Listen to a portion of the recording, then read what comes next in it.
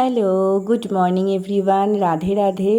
যেদিন একাদশীর উপবাস থাকে ঠিক তার পরের দিন আমার এত সকালবেলা উঠলেই একটু ভাত খেতে ইচ্ছা করে যে সেটা আমি বোঝাতে পারবো না।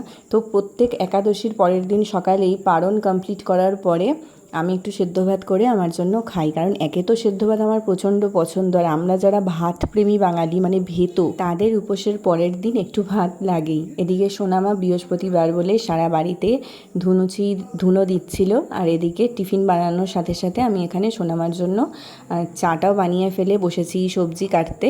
তো আমার জন্য ভাত করেছিলাম আর ওদের জন্য করে দিয়েছিলাম হলো চাউমিন। আর এখানে সোনামা চাটনি করবে বলে আম কেটেছিল। তো কাঁচা আম টক জিনিস আমার ভীষণ পছন্দের, তাই একটুখানি ট্রাই করে দেখতে গিয়েছিলাম, কিন্তু একদম মানে চোখ মুখ দাঁত সব টকে গেল আম খেয়ে। জানো তো, এবার যখন মা এসেছিলো আমার জন্য এই নাইটিটা কিনে এনেছিল।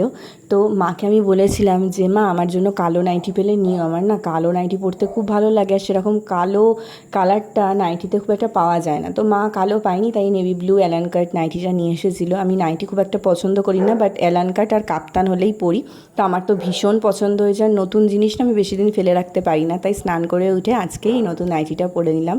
এদিকে আমি আর রাজা ধীরাজ একটা সিরিজ দেখতে শুরু করেছিলাম। নতুন এই সিরিজটা এসেছে, কি সেটা পরে বলছি। তো সেটা দেখতে দেখতেই সোনামা ডাক দিল, যায় খাওয়ার হয়ে গেছে, খাওয়ার বেড়েছি, খেতে হয়।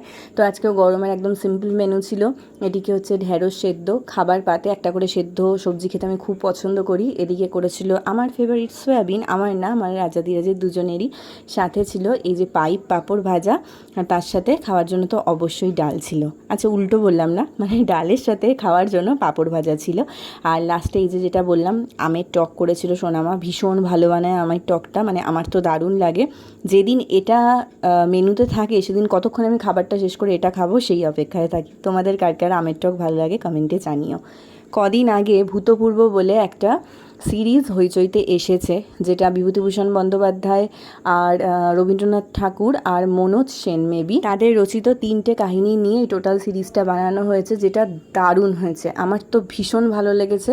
তোমরা যারা দেখেছো তারা কমেন্টে জানিও যে তোমাদের কেমন লেগেছে, আর যদি না দেখে থাকো একবার দেখো, খুব ভালো লাগবে। বিকেলবেলায় আমি আমার রোজকার যে নিত্য পূজা পাঠ ভজন থাকে সেগুলো সেরে চলে গিয়েছিলাম চা করতে। আর আজকে ট্রিমেন্ডাস গরম ছিল, বাট চা তো খেতেই হবে। তো সেই জন্য এখানে একদম পাতলা করে হালকা মিষ্টি দিয়ে লিকার চা বানিয়েছিলাম। দুধ চা খাওয়ার কোনো রকম ইচ্ছা ছিল না, মা কিছু গুড়ের বাতাসা পাঠিয়েছিল, তো সেটা দিয়ে হালকা মিষ্টি করে চাটা বানিয়েছিলাম। ট্রিমেন্ডাস গরম আজ, মানে এত ট্রিমেন্ডাস যে বলার বাইরে। যে আমি চা হাতে নিয়ে আমাদের এই বাড়ির সামনে রাস্তাটা দিয়ে হাঁটাচলা করছি, কোনো দিনও করিনি, কিন্তু ঘরে জাস্ট টিকতে পারছি না, এত গরম, গা জ্বালা করছে। কিন্তু তার মধ্যেও একটা কমন কি, হাতে চা। মানে বাঙালি মরে গেলেও মরে যেতে যেতে চা খাবে, এরকম একটা ব্যাপার। বাট আজকে চাটা দেখো, মানে এটা ছাড়া অন্য কিছু আর চলছিল না। কি বলো তুমি? একদমই তাই, প্রচন্ড সাংঘাতিক সাংঘাতিকতম, তার থেকে যদি বেশি কিছু থাকে তাও ততটাই গরম। সিরিজটা দুপুরে শেষ হয়নি, বাট এতটাই ইন্টারেস্টিং ছিল যে এই গরমের মধ্যে আমরা আবার সেটাকে শেষ করতে বসে গিয়েছিলাম। তারপর চলে আসলাম ডিনারের জন্য এখানে আটা মাখতে। ওদের সবার জন্য রুটি তরকারি বানালেও আমার জন্য কিন্তু ছিল পান্তা ভাত, বড়া ভাজা, আর সাথে গন্ধরাজ লেবু, এই গরমের বেস্ট আইটেম।